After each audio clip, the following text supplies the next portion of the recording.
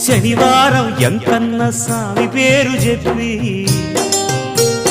శనగలడ్డు చేదబెట్టి సాగనంపింది. మంగళవారం ఆంజనేయ స్వామి పేరు చెప్పి అసలు పనికి అడ్డమెట్టి తప్పుకున్నది.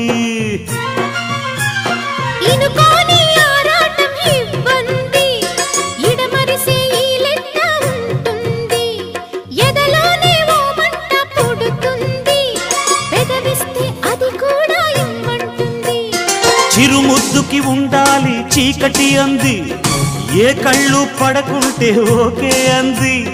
తీరా ముద్దిస్తుంటే ఎంగిలన్నది, ఏం పిల్లది ఎంత మాటన్నది. బాగున్నది కోడే